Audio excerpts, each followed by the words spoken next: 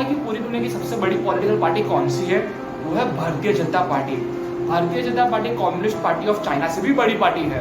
तो चलिए आज जानते हैं दोस्तों कि सिर्फ 40 साल में भारतीय जनता पार्टी दुनिया की सबसे बड़ी पार्टी कैसे बन गई। दोस्तों अगर मैं बात करूं भारतीय जनता पार्टी की, तो भारतीय जनता पार्टी की शुरुआत हुई थी 1980 6 अप्रैल को। इस पार्टी के पहले अध्यक्ष बने थे हमारे पूर्व प्रधानमंत्री श्रीमद अटल बिहारी वाजपेयी जी। जब इस पार्टी की शुरुआत हुई थी तब इसमें बहुत कम लोग थे, और अगर हम आज की बात करें तो ये पार्टी के करीब 10 करोड़ लोग हैं। ये पार्टी पूरी दुनिया में सबसे बड़ी पॉलिटिकल पार्टी है।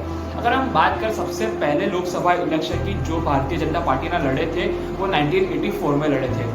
इस इलेक्शन में भारतीय जनता पार्टी को सिर्फ 2 ही सीट मिली थी, और इस इलेक्शन में अटल बिहारी वाजपेयी भी अपना इलेक्शन हार गए थे। तो अगर हम बात करें कि इस इलेक्शन में भारतीय जनता पार्टी को कितना वोट शेयर मिला था, तो वो करीब 7.74% के आसपास था।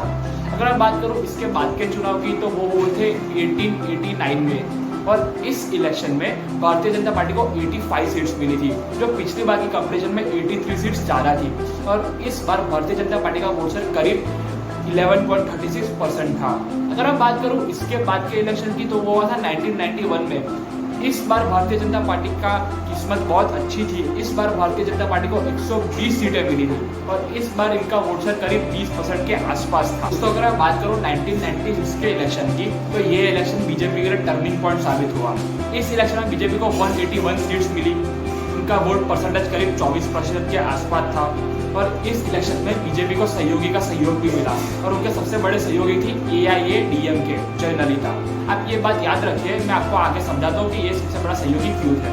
अगर मैं बात करूँ इस इलेक्शन में, तो बीजेपी ने सरकार बनाई, सरकार अच्छे से चली भी सही, पर सिर्फ 1.5 साल के बाद एक मीटिंग में जब जयललिता और इंदिरा गांधी ने मीटिंग की, तो इंदिरा गांधी ने जयललिता को अटल बिहारी वाजपेयी सरकार से समर्थन वापस लेने के लिए मना लिया, और जयललिता ने ऐसा ही किया। अटल बिहारी वाजपेयी सरकार से उन्होंने समर्थन वापस ले लिया, और इसी के चलते सदन में अविश्वास प्रस्ताव लागू हुआ, और इस अविश्वास प्रस्ताव में सरकार को 269 वोट्स मिले थे, और सरकार के विरुद्ध 270 वोट्स थे। अटल बिहारी वाजपेयी की सरकार सिर्फ 1 वोट से गिर गए, और अटल बिहारी वाजपेयी को ये पूरा भरोसा था कि इस बार उनकी सरकार को मेजोरिटी मिलेगी ही। भले AIADMK ने अपना समर्थन वापस ले लिया हो, पर उनके पास मेजोरिटी है। पर फिर भी बहुजन समाज पार्टी जो मायावती की पार्टी थी, उनके पास थे 6 उम्मीदवार, और इन 6 उम्मीदवारों ने पहले अटल बिहारी वाजपेयी को ये बात कही थी कि हम आपके समर्थन में वोट देंगे। पर जब वोटिंग का समय हुआ, तब समाजवादी पार्टी के उम्मीदवारों ने अटल बिहारी वाजपेयी सरकार को वोट नहीं दिया, उन्होंने कांग्रेस को वोट दिया। सिर्फ इसी वजह से, सिर्फ 1 वोट की वजह से अटल बिहारी वाजपेयी की सरकार गिर गई, सिर्फ 1.5 सालों के अंदर। जैसा ही इलेक्शन खत्म हुआ, अटल बिहारी वाजपेयी एक कमरे में आए, उनकी आंखों से आंसू की धारा बह रही थी, वो बहुत दुखी थी कि ये सिर्फ 1 वोट की वजह से ये चीज़ कैसे हो सकती थी। पर दोस्तों सिर्फ 1 वोट की वजह से ये चीज़ हो चुकी थी। तो जानते हैं आगे क्या हुआ इस सीन में। इस सीन में आगे ये हुआ कि कांग्रेस पार्टी के पास समर्थन तो था, पर आखिरी मोमेंट में समाजवादी पार्टी के मुख्य प्रमुख मुलायम सिंह यादव ने समर्थन वापस ले लिया, क्योंकि वो ज्योति बासु जो कम्युनिस्ट पार्टी के लीडर है, उसको प्रधानमंत्री के रूप में देखना चाहते थे, पर कांग्रेस उनको प्रधानमंत्री के रूप में नहीं देखना चाहती थी। तो इसी वजह से बाद में कोई गठबंधन कांग्रेस पार्टी में नहीं हो पाया, और उन कांग्रेस पार्टी सरकार नहीं बना पाई। इसी की वजह रातों रात नए इलेक्शन को डिक्लेयर कर दिया गया। 1999 में फिर से एक बार इलेक्शन हुए, बीजेपी को फिर से एक बार 182 सीट्स मिली। उनका वोट शेयर करीब 25% के आसपास था, और इस बार फिर से बीजेपी को सहयोग की जरूरत थी, पर इस बार बीजेपी को सहयोग मिला। बीजेपी ने अपनी सरकार बनाई, और ये सरकार पूरे के पूरे 5 साल तक चली। अटल बिहारी वाजपेयी पूरे के पूरे 5 साल तक इस बार प्रधानमंत्री रहे। तो अगर मैं बात करूँ 2004 के इलेक्शन की, तो बुरा समय कभी पूछ के नहीं आता, और अच्छा समय कभी हमेशा नहीं रहता। इस बार अटल बिहारी वाजपेयी की सरकार फिर से नहीं बन पाई। इस बार अटल बिहारी वाजपेयी की सरकार सिर्फ 138 सीट ही मिली, तो इस बार वो सरकार में फिर से वापस नहीं आ पाए। और इस इलेक्शन के बाद अटल बिहारी वाजपेयी ने रिटायरमेंट ले ली। तो जब 2009 का इलेक्शन हुआ था, तो इस बार लाल कृष्ण आडवाणी के चेहरे के साथ बीजेपी ने इलेक्शन लड़ा, पर ये इलेक्शन भी बीजेपी के हक में नहीं गया। ये इलेक्शन में बीजेपी ने हार गया।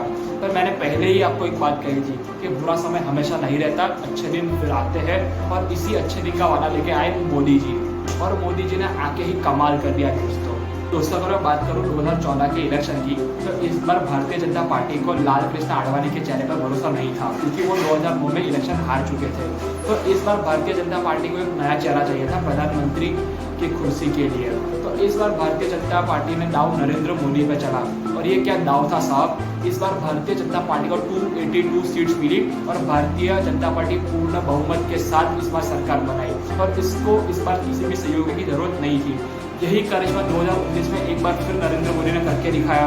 इस बार जीत फिर से बड़ी थी, 2014 से भी ज़्यादा बड़ी जीत इस बार नरेंद्र मोदी को मिली थी। इस बार नरेंद्र मोदी को 303 सीट मिली थी, और ये आज तक की सबसे बड़ी जीत थी भारतीय जनता पार्टी की। हम उम्मीद करते हैं कि आगे भी भारतीय जनता पार्टी इससे भी बड़ी बड़ी जीत जीते और हमेशा भारतीय जनता पार्टी की सरकार में रहे। तो अगर आपको ये वीडियो अच्छा लगा है तो अपने दोस्तों के साथ शेयर कीजिए, इस वीडियो को लाइक कीजिए, चैनल को सब्सक्राइब कीजिए।